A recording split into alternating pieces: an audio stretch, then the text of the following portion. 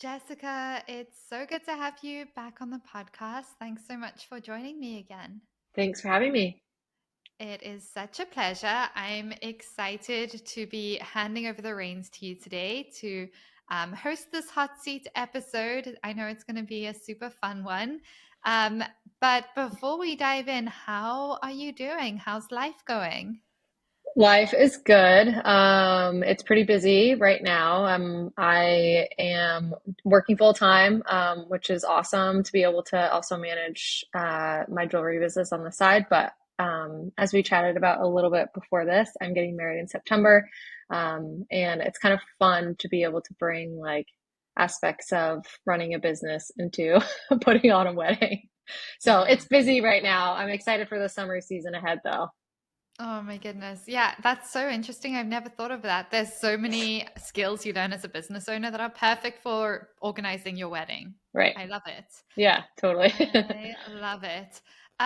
Well, you've been on the podcast, I think it was a couple of months ago now, sharing your jewelry business journey. But for anyone who hasn't listened to that, do you just want to give everyone like a quick little 1 minute intro as to who you are and what you do before we get started?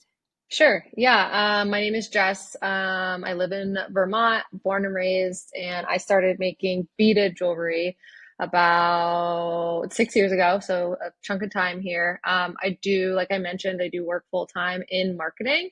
And I work a lot with small businesses. So it's kind of fun to pair the two aspects together, my work life and jewelry business. But essentially, I make what I like to call bold beaded jewelry.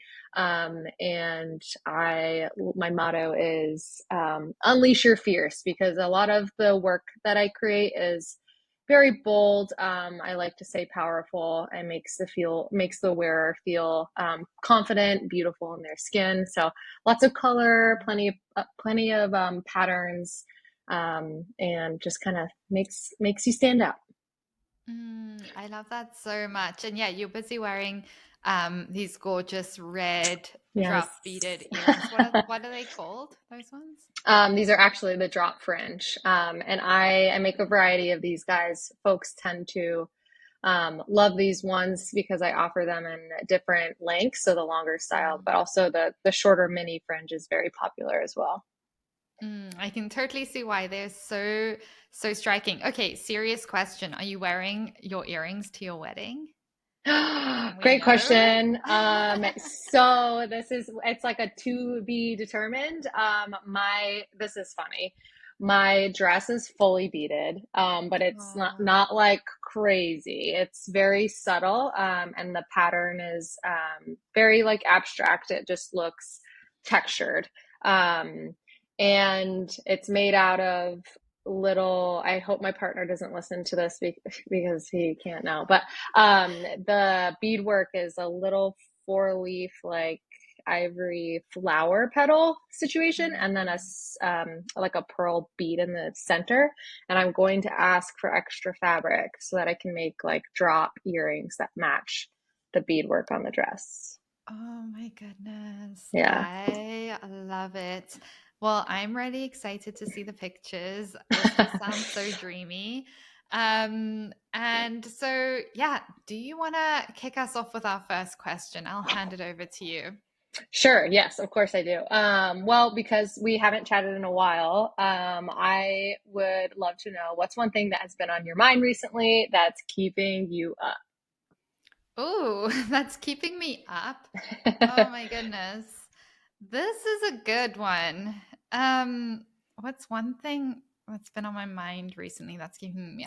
You know what? I'll admit it, like I'm kind of sleeping like a baby at the moment. So nothing's keeping me Jealous. up. Yeah. But what am I thinking about a lot at the moment is simplifying in life and in business. Like I'm just going through it's spring right now. It might be summer by the time this episode is released, but I'm just going through like a massive spring clean of my life, my home, my business. Like Mm, we're looking at like where can we cut, where can we simplify, where can we yeah. streamline?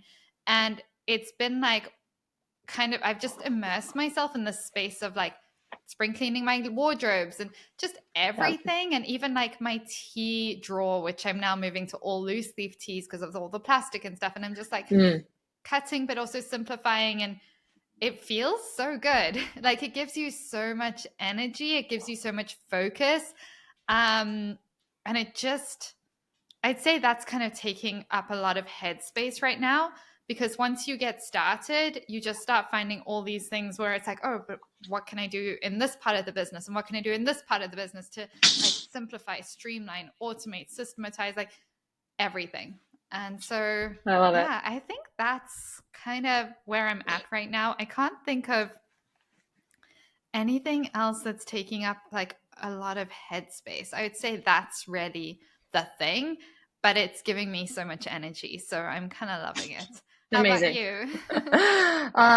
Yeah, I'm actually like, I'm proud of you because I like the things that keep me up are the stressors. So I'm trying to like declutter those Yeah. aspects of my life. It's definitely just like workload and capacity things right now for me. I mean, as I mentioned, there's just a lot going on. So Mm. it's also hard to like find the mental space to be creative, and that's what keeps me up Yeah. at night is like all the creative ideas tend to flow, right when I'm going to bed. So Oh, yeah. not It's the funny not the how that greatest happens. situation. It's so funny how that happens. I know.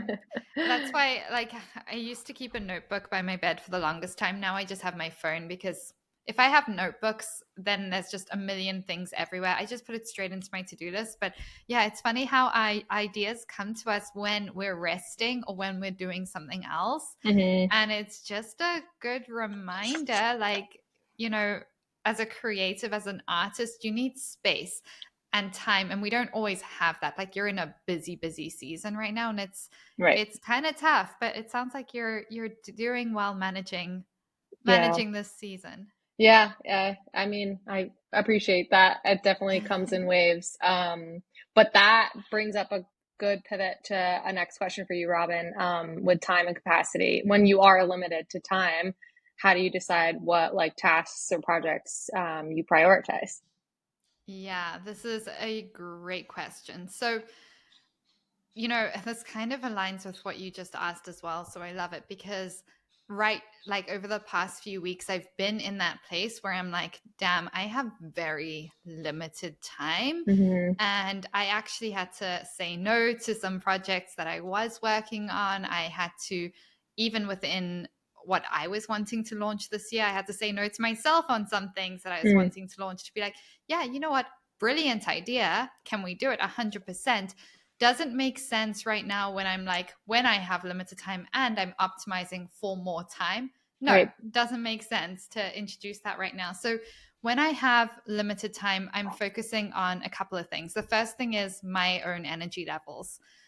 I'm not actually a very high energy person. I think some people think I am because they see like we produce a lot of content, we have these companies and all this stuff, but I'm actually not, and I have to actively do things every day that like help me feel energized, and that looks different every day. Maybe it's going Mm. to Pilates or going for a walk or I don't know, dancing around, listening to a playlist, whatever it is. I will prioritize that over everything. I found when I Gotcha. prioritize work first, I spiral anyway. So there's no point. I have to first prioritize my energy. And then the next thing, if when I was earlier on in business, the next priority would be content. It would be visibility. It would be like fulfilling things for clients. So when I was a jewelry Mm. designer, it would have been making and shipping jewelry.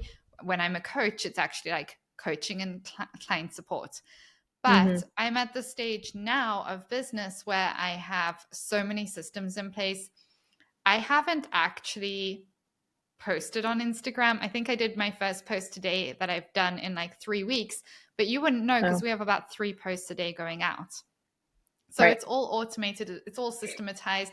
A lot of like the key tasks that drive the business forward are all automated in my business Hmm. now. We finally got to that point, and that takes so much pressure off your shoulders on a daily basis where it's like, okay, the key things I know I have to do is client support. And, then it's like, helping my team with anything that they're needing support with, and Hmm. then making sure my energy's on track. And then if I have the time to do other things, we're working on projects or launches or whatever that is, then I'm diving into that. Okay. So, um, then maybe you can share with us what tools, software, speaking of automation, tools, software you find essential for managing your business. Ooh, like the coaching business? Yeah. Yeah. So, you know what? This is going to be such a boring answer, but Zapier. We Yeah. like Okay. Zapier is like game changing for us. Um, it is such a powerful tool for automating triggers. We use it so much. Just triggering a whole Hmm. lot of automations and things, and like our onboarding process for clients, and even when clients are within the program, like we use it for basically everything you can use it for, we're using it for. And Okay. if we're not, it's busy being implemented. Yep. And then I'd say the other, just trying to think, oh, you know what? A scheduling tool. So we also use Later, which is one of my favorite Yep. scheduling tools for posting content. We have two team members who manage that for us because we have the podcast and we have my content and all that stuff. So they're there scheduling. I actually don't really look at it, but I'll sometimes just go take a peek and make sure everything's on track. But it is game changing. Mm. And for anyone listening who's like, awesome, I'm going to go do this because Robin's doing it. If you're in the first 2 years of business, I don't ever recommend scheduling your content unless you're very limited on time, because it's Hmm. very good to put out good content when you're a new content creator. It's a Hmm. muscle. You need to practice, you need to work on it, and you need to practice using your voice and develop that skill over time. You're going to get much better spending 15 to 20 minutes a day every day for 2 years practicing content creation and using your voice. And then you can start batching. But until that point, if you batch, you're batching very subpar content and you're not building that muscle, and you're going to get frustrated. It's kind of like going to a golf course and like putting in 8 hours on your first day when you've never Right. hit a golf ball before. It's Right. going to leave you frustrated and hating content, whereas putting in those little daily reps. So just a heads up for anyone listening Yeah. who's newer in business. But I'd say those Hmm. two are massive. We have, like the CRM that we use is huge as well, our email Hmm. marketing platform. But yeah, Zapier is like surprisingly up there. Yeah. Yeah. What, speaking of Zapier, are there a few specific examples you can give to jewelry owners for like how they could use it? Yeah, that's a great question. You know what? For most jewelry business owners, I'd keep it as simple as possible. So the automations that jewelry business owners need would be their welcome email series automations, their Yep. post-purchase automations, their abandoned cart email automations. And you don't need Zapier for most of those, depending on which email platform you're using. So Hmm. where you can avoid adding extra steps, avoid it, because it becomes a headache. So yeah, jewelry business owners need those key email automations going up. They need, you know, I don't want to complicate this, but for someone who's more advanced and further along in their business, you can be setting up triggers when like you're low on inventory to remind you to purchase certain materials, and that can It's take a good away a idea. lot of headspace. Um, you can be setting up triggers which are connected to events coming up, so you know, like, oh, okay, now we need to start prepping for XYZ event and Hmm. marketing and all that stuff. But I like to just keep it simple, so I would just say make sure you have those key email automations Yep. in place. Okay. Great. Thank you. I'm hoping we can dive a little bit more into your previous business, your jewelry business, if that's cool. I actually don't know too much about it, so I'm hoping you could just give like a quick rundown on what it was and yeah, what you offered. Yeah, great question. It's so funny because I actually did a hot seat with another client yesterday and they asked the same question. Okay. So I'll definitely share, but I'll try to do a different angle so it's interesting for our listeners.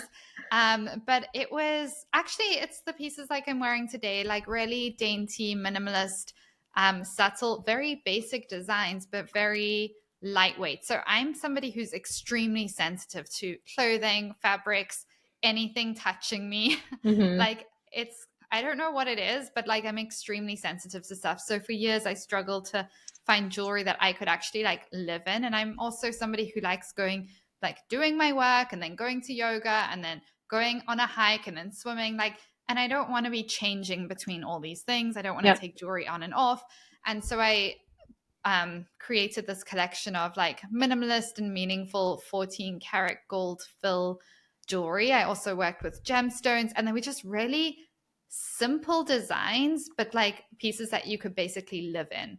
And Mm-hmm. so, like a lot of my pieces, like I'd be paddleboarding with, I'd be like doing all these things with. And so I ended up getting a lot of customers, interestingly, who didn't like jewelry and who never wore jewelry, who then were like, oh, like I can see myself living in these pieces and I'm the same. Like I'm sensitive to like the weight of things on me or the texture or the Mm-hmm. feel. Bracelets, I always really struggled to find ones that were exactly my size. So I Right. started like making like a huge range of sizes. And it was like interesting to see just how many people were looking for that as well. So it was Yep. really pieces that you can go from, like you could just live in. I used to keep my stuff on 24/7. Mm-hmm. Yeah, I love that. It's nice when you don't have to like worry about it, but you still have a little accent going on. Yeah, yeah. It was just easy and fun and effortless. And it was very much authentic to what I was looking for and what I wanted to wear. And I think that's why it did so well, because when I was marketing, I wasn't having to pretend anything. It was just like, oh my gosh, I just went paddleboarding and I Yeah. lived in this little anklet and look how cute it is here. And honestly, it's just lighting me up. So they could feel my energy when I spoke about it, when I wore it. They saw me, if they bumped into me at the grocery store, I was in my pieces because I Mm-hmm. did live in them. And so it makes marketing so much easier when whatever that is for your brand, you truly believe in it. People Yeah. can sense that conviction. Yeah, totally. I agree. Yeah. What was one thing with your jewelry business that you wish you had done differently? Oh, so much. So much. Oh my goodness. I mean, there's the biggest list of things I wish I did differently. I'd say the first thing I wish I did differently was I wish I got my minimum viable product out to market way quicker and I was more vocal about my business way sooner, Hmm. because I was leaving the corporate world and I had a lot of like people not very supportive of it, being like, you're making a huge mistake. And they really had good intentions. They were trying to protect me, but they're like, you can't just leave your corporate job and go do this jewelry business. And so, because of the kind of hip back, I Mm. was very quiet about the fact that I was doing this business. If I was to redo this, I would, number one, have launched like one bracelet or five little designs right away, and I would have started selling. I would have gone to markets and pop-ups right from day like 3 and Hmm. started selling and started like really testing the market. I would have told everyone who would listen about my business. I would have done posts on my personal Instagram. I would have emailed everybody who I know about this. Okay. And I would have just been like unapologetic about it. Yeah. Yeah, it would have made a huge, huge difference. And I would have started with the minimum viable product. Instead, I spent a long time behind the scenes developing this collection, photographing it, getting the perfect website up, working with photographers, all this stuff, and then didn't speak about anything until it was launched. And then I slowly Mm. started dipping my toe in and didn't want to be too much and didn't want to feel like I was annoying people. So I Mm. really did everything wrong at the beginning. It took me a Gotcha. while to like figure out what actually worked. So yeah, that, and then also running ads way too soon. Like I Mm. ran ads with two different ads companies. I spoke about this once before, and I think I lost like $15,000 to $20,000 doing that. Wow. Big, big, big mistake. And I'm not saying ads don't work, because they do work, but you shouldn't run them too early in your business. Hmm. It's kind of Um, funny that we say like, what are the mistakes you've made? And it's almost like the mistake is the wrong word because you yeah, learn from it, right? They're almost just like lessons. But it's funny we still use yeah. the word mistake. I know it is interesting. I mean, technically in business, if you're growing a business, all you're doing is like making mistakes Right. along the way. But sometimes there's like silly mistakes. Like, I mean, when I look at some of the basics I made, if I'd gone through the JBA's 10-day sprint, I would have saved myself an insane amount of money. I would have also fast tracked my results. I also would have built Hmm. confidence within my abilities so much quicker. It would have been completely game changing. But yeah, you're so right. Like you learn those lessons the hard way, and then you're like, Right. oh, don't want anyone else to have Yeah. to do this the hard way too. But I'm curious on your journey, what would you say are like some things you look back on in the early stages? Obviously, you've been in the JBA for a little bit now, but like before joining the JBA. Oh man, such a good question. I don't even know if I've ever thought about this, but let's see. I I guess I kind of would agree with you. It's so funny. Like the social media world was so different back then. Like Instagram was Mhm. so photo based, and it's not like we could have predicted, The shifted to like, reels. yeah, so video heavy, and like super raw organic content. Everything was like so curated back then. But actually, side note, a lot of the content I pushed out was like text heavy, like it had text on the photo, and I'm seeing some of that come back now as like the Yeah. carousels. So it's funny with trends and like fashion, things come back into play. But yeah, I guess I wasn't really sure. Maybe it was like kind of a mistake would be not knowing what my business was about, like why I was doing it. And I didn't know how to communicate that. I was just playing around, making a bunch of new designs, not really knowing which direction I wanted to head in, and like what it felt to me to make jewelry and see someone else wear it. I feel like now I can communicate that a bit better. So that was probably one of my mistakes. And then I don't know, just like it's like when your arms are flailing and you don't know which direction you're going in, maybe trying to like be able to sit down and figure out like what are the aspects of this I like, which styles do I love, what materials do I enjoy working with, and like being able to be creative, but in a smaller lane, if that makes sense. Oh yeah, 100%. And I think like so many listeners are probably going to resonate with that because there is that sense of like you have so much freedom in building a jewelry business. Like there's an unlimited number of things you could Hmm. do that the creative freedom can sometimes make us feel like, oh my gosh, we're all over the show. So like taking that time to like be intentional of like, why are we actually doing this? What's the goal here? What's Hmm. the long-term goal? Not just financially, but time-wise as well, and like wholesale and all this stuff. Right. And then from there, well, what am I drawn to? What do I love? Like, what problem are we solving for here? And then slowly starting with your key materials and developing your small collection. And that's kind of what we do in the 10-day sprint. But it's so overwhelming when you're starting and you don't have any framework and you're just like, I like this, I like this, I'm creating this. And yeah, I think that's normal Yeah. for a lot Okay. of newer designers. I see it a lot Yeah. because it's so fun. It's so fun. I know it is. It is. I actually recently, I found a friend in the area who ironically was full time. She's older. She's retired now, but she was doing full time work, but jewelry on the side, part time for 5 years. And she's been wanting to get rid of like all of her beads and her hardware. And so I was like, yes, I jumped on it. She was, selling at a lower cost, which was amazing. So I had like these, secondhand beads. Some of them were vintage, so it's been so fun to create new pieces. But I have to kind of like reel myself back in and remind myself like I I don't want to go too crazy, and remind myself like what are the elements of the work that I do that I really enjoy, that folks resonate with, and like also feel like I can have some creative freedom too. Oh yeah. Oh yeah, I hear Yeah. you. And you're doing a great job with that. It's Thanks. like always like finding that balance, but I think you're doing a wonderful job. Thanks. Do you want to do some quick fire questions, Robin? Oh, sure. Let's see Okay. how let's see Okay. how these Let's go. see how quick fire we can get.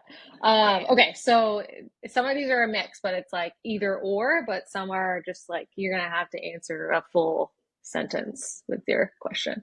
I'm ready. Okay. And some don't have too much context, so just run with it.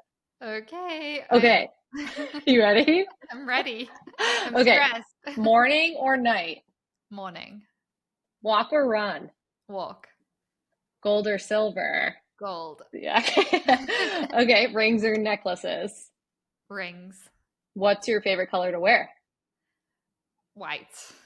What's your favorite color to put in your home? White. Okay. Um, describe your ideal day off. Oh my goodness. I literally lived my ideal day off on Friday last week because it was a long weekend. Yay. And in the morning, I think I just like got up, went to my favorite coffee shop, had my matcha with a friend and chatted, and then I did a little bit of work. I always like doing like the creative fun work on days like that. Mm. It just I find it fulfilling. I find it fun. I'm working on a really fun project. So did 1 or 2 hours of that. And then I went off on a full day trip with my partner and we went like to see some friends. And then we went on the most fun hike ever. Just I'm in Kelowna, BC, and we went down to this there's like all these cliffs and stuff and there was so many climbers but it was very quiet and very like Ooh. a hike where there's like ruggedness and rocks you're climbing over and like it's really interesting. It was one of those Hmm. hikes and Love then it. really nice views when you get to the top. Then we went to a winery and I don't really drink but I have discovered I thought I hated wineries. Turns out I love wineries because it's so much fun. I don't drink, so I'm not really there for like the drinking, but I like the views and the Hmm. sunsets and the food and just the chatting and connecting with people. And then That's like so going over fun. dinner at like a cute little restaurant and driving home along the lake. Like super fun. That would be my ideal day off. I love it. That sounds like a vacation. Oh yeah, it felt like a vacation. And I'd say the only addition would be swimming, but it's a little chilly to Mm. swim right now. But if Okay, it yeah. had been warm enough, I would have gone for a swim as well. So I love it. Are there beaches there you have access to? insane number of Oh, beaches. Yeah. The jealous. summer I go to almost a different beach every evening after Wow. work. Yeah. What? Yeah. So it's pretty magical. I have one beach that's 2 minute walk away from where I live and it's great. But then if you just hop in your car, like I I don't know how many beaches. I've been to so many beaches. Okay, and were you So looking out many. the window because you can see one from your window? Yeah. No, jealous. Okay.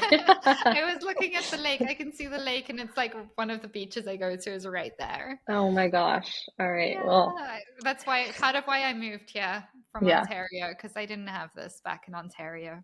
Yay. So Well, it's I'm happy fun. for you. Thank you. Okay, back to a few more. I'm realizing these aren't super quick fire anymore, but I made it long because I got so excited about that question because I'm like, oh my gosh, like this is actually at the forefront of when I'm thinking of building businesses. I'm like, okay, but what do we want our day in the life to look like for a work day? And what do we want our day in the life to look like for a non-work day? So that like hmm, I very intentionally, like slowly, like moved. I literally moved mountains to be in a place where that could happen. yeah. But I'm curious what your day in the life would be for a non-work day. Well, you described a pretty perfect day. I'm like pretty similar. I would say a chill morning. We have an espresso machine here at the home, so I've been trying to get really good at cafe art. Still Mm, failing. But yeah, probably a cozy morning at home. Maybe a walk with the dog. We always try to find some like hidden gems in the nearby towns, food drink wise. So yeah, I would say something active, maybe something with the dog, and then a dinner out. But nothing crazy. I don't want to be out all night. mm. Getting home and like watching a movie or reading a book, or chilling out on the patio. Sounds nice to me. Yeah.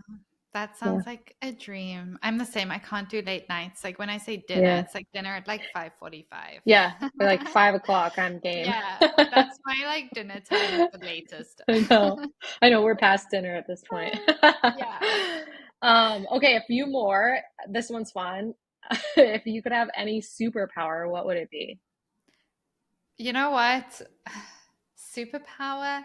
I feel like I'd love to fly like a Yeah. bird, but Yeah. I'd also love to be able to like hold my breath for longer underwater Whoa. Why? because I just really like swimming. And when I went to like I was in St. Martin recently and we went snorkeling like a lot, and there's just so many fish around you when you're Mm. swimming, and it was just magical. But like it would be so fun to be able to swim under with them a little bit longer without like the snorkel and all that stuff. That would be Like, cool. I don't think yeah. I've heard that one before. Yeah, I just thought of it. I It's like probably it. pretty weird. I can't think of any other magical thing. Flying would be really cool. Flying would be super fun. It would look Hmm. pretty weird, but I think it would be super fun. Yeah, But no, I haven't really given this a lot of thought. How it's about you? okay. I think flying too, or like, oh, ooh, what do you call it when you can like open a book and just like Chime read? in. No, Oh, like understand or like consume all of the immediately knowledge. like know it all. Yeah, I don't know. That There's sounds a like term for that. ChatGPT. There is. But I wish like I could, like open a book and like, or just like put my hand on it and then be able to take all of its knowledge immediately. That would be pretty helpful. Be pretty smart. I like it. You know what, Jess? I take back my flying one. The one thing I would love to be able to do, because I have family like in South Africa and like it's so, so far away. I'd love to be able to just be like, oh, I want to go there and just like step in like an elevator and be there in 3 seconds. That's a really good one. Yeah, Like I'd time like to travel kind bypass of. the travel situation of Yes. flying for like 24 or 32 hours it would be if I want to go Mm, visit family. So okay. I like that one that would too. be my one. Yeah. Okay. All right. Well, these are a little bit more serious questions, but what's the best advice you've ever received? Ooh, this is good. The best advice I've ever received. I'm gonna have to think on this one a little bit. Um, you know what? I've had a lot of advice over the years, and I can't think of like one piece which was the best that's standing out right now. But I think I remember somebody telling me years ago that, like, you don't have to keep doing more and you need to reframe like when you're doing things for yourself, like going for walks and resting or going to yoga. You need to reframe Hmm. those as like you're working and being productive for your business, because I had such like I struggled so much to do that.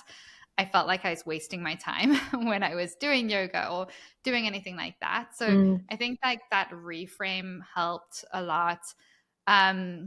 I think, yeah, I'm kind of coming up blank, which I is think that's a good disappointing, one. but yeah. I mean, it comes back to, I mean, every aspect of your life.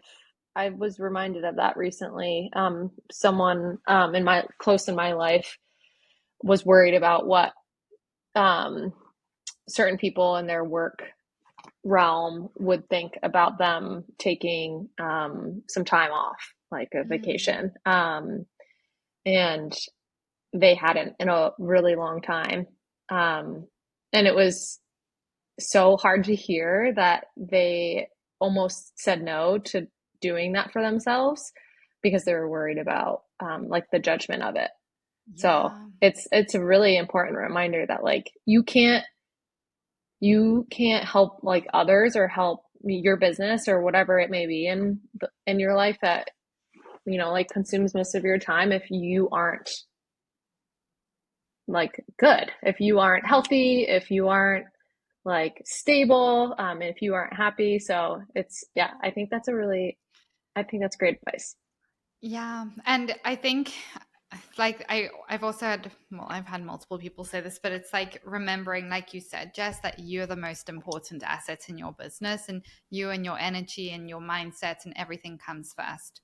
So Hmm. like doing what you need to do to be in the best space, to be in the best health, um, yeah, Right. makes a world of difference in Yeah, business. It's a definitely. mindset game. Yeah, I agree.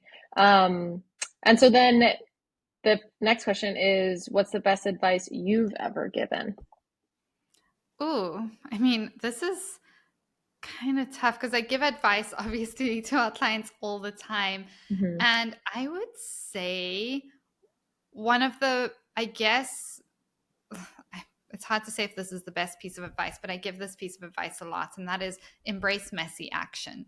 Because I just see so many business owners allowing perfectionism to hold them back from taking action. And when we hold back from taking action, we start like overthinking things, then we kind of get stuck. Then Hmm. it feels like this big mountain to do that one little thing. Whereas when we get that permission slip that, hey, this is going to be a little messy. And I've started referring to like the JBA as, hey, we're here to help you through the messy middle of Hmm. business because business is messy, it's scrappy. We're here to help you through Totally. that, but framing it as messy middle because that's what business is. And when you recognize that business is a little scrappy, sometimes it's a little messy. If you're waiting till something's perfect to launch it or release it or share it, you've waited too long. It Hmm. helps give business owners that permission slip that, okay, I don't have to be perfect for people to want to buy from me. I don't have to show up in X way, Y, Z way, which is feeling so big and scary for me right now that it's stopping me from doing anything. I can show up as I am. I can take these steps and it doesn't need to be perfect. And Right. we're still going to like see an impact from that, see results from that. So yeah, I'd say the messy action. But I'm Hmm. curious from your standpoint, because we've worked together. What would you say is the best piece of advice I've given you? Um, wow. Putting you in the hot seat. Yeah. I'm feeling hot. I guess I would say, because I try to remind myself of this and try not to be scared to do this myself, is like just again being real, like being your authentic self. I feel like, and it's honestly nice for me able to get this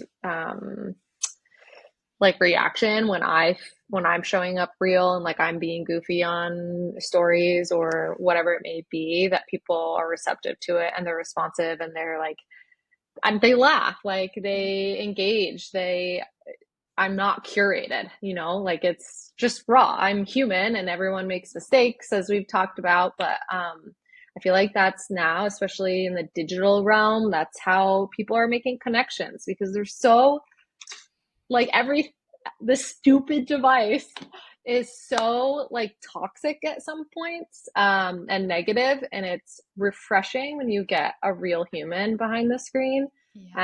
and they're just being genuine, and you're able to tell, um, Mm. so I would say that would be my best advice, is just like being real and don't not being afraid to mess up or be goofy, or be who you really are. I love that. I Yeah. love it. Yeah. Um, I was I was wondering earlier though. So Robin, you were in the corporate world first, and then you started your jewelry business, and now Jewelry Business Academy. So I don't know how many years that means you were like off on your own and the like owning your own business. How many years was that? Has it been? Been probably just over a decade. Okay. So then Yeah. my question would be, have there been moments in that, the last 10 years where you've wanted to get out of running your own business, get out of the entrepreneurial world, maybe go back to corporate, or like, I don't know what else you'd call it, but get out of running your own business. And when those thoughts do come up, if they do, maybe they don't, how do you navigate them? Yeah, this is such a good question. So I honestly think I've only had this happen once, and it's been over a decade. I need to do the math, but I think I've only had one point where I nearly was like, you know what, I need to go get a job. And at that stage, I also said to myself, there's no way in hell I'll go back to corporate. Like, this will be a temporary, like, waitress job or something, like, or in a little store, but I'm not going back to corporate. I am going to make entrepreneurship work. This is just to like get me through. And that wasn't my first few months of being a jewelry designer, because I left the corporate world. I just jumped headfirst into the business Mm-hmm. before it was like financially the best decision. And then I was kind of winging it.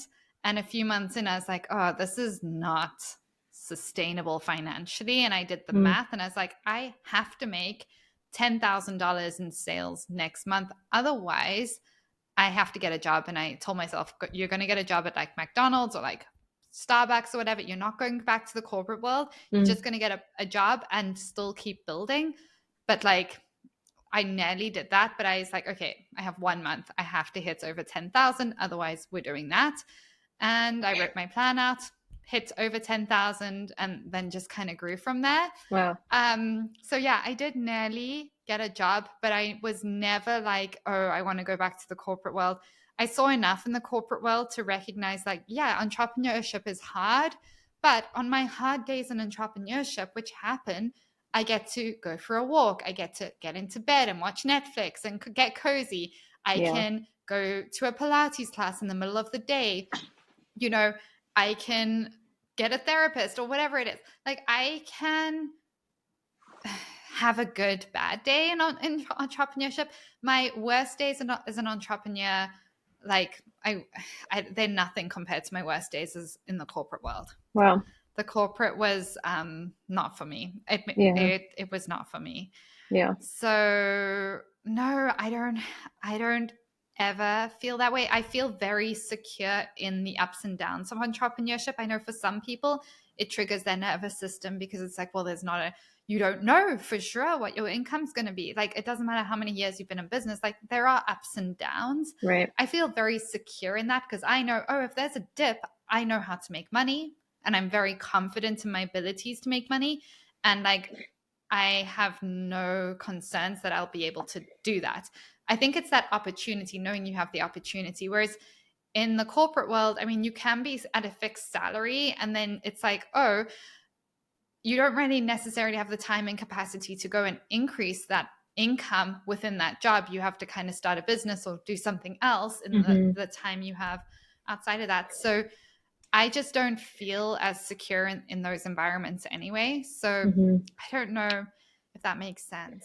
Yeah, absolutely makes sense. I think it's great insight. And it just kind of like proves to the work that you do at Jewelry Business Academy. Like you have the experience and the knowledge, and you've been doing this for 10 years in a variety of different ways and learned so much that you're able to, teach this to others.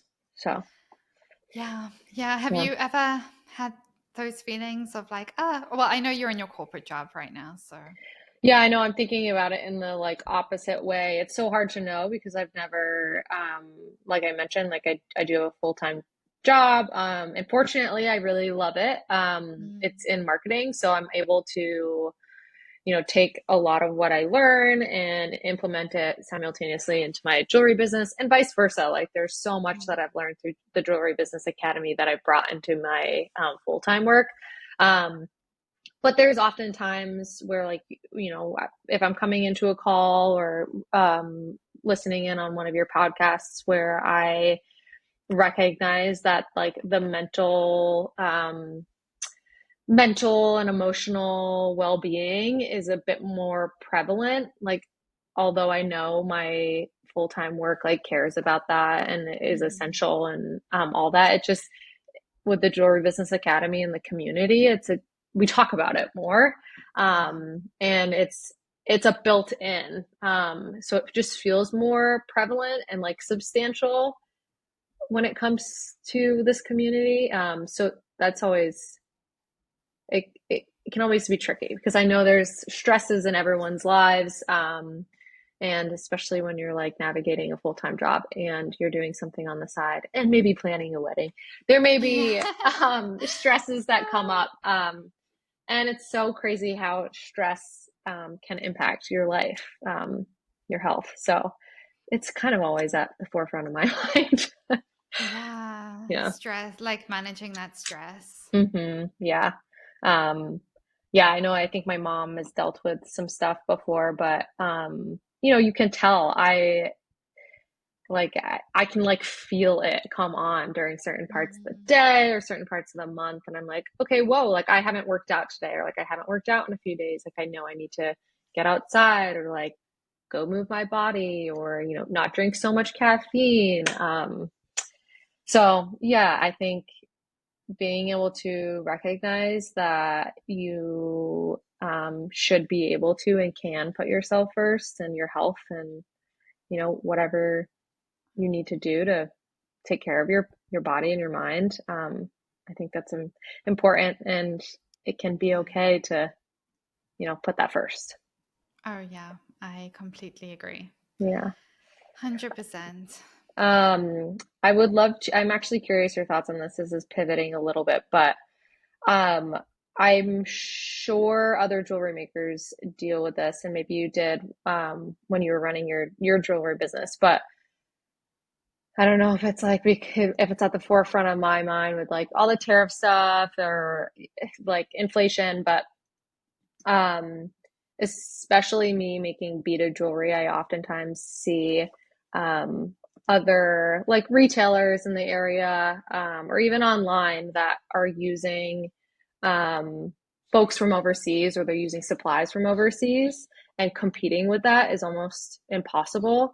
Mm. So I am curious, like what you would say to folks like me or other jewelry makers that are competing against like suppliers, manufacturing, or even like labor um, from other countries, and the pricing of jewelry it's not comparable. What would you recommend?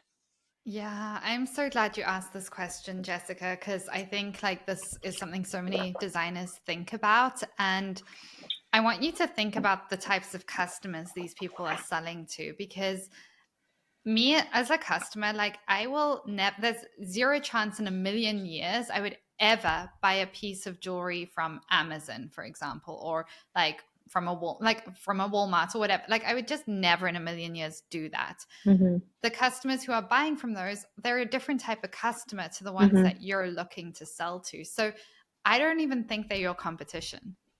Like, I don't even see these other stores or whoever it is that's doing this. They're not your competition. They are catering to a completely different type of customer who Hmm. is looking for stuff based on cheapness. They're not looking for the story behind the piece. They're not looking to like, there's nothing else to it. It's just like, oh, this is like a really cheap piece of jewelry. It's a different mindset kind of Hmm. customer, and it's not your customer.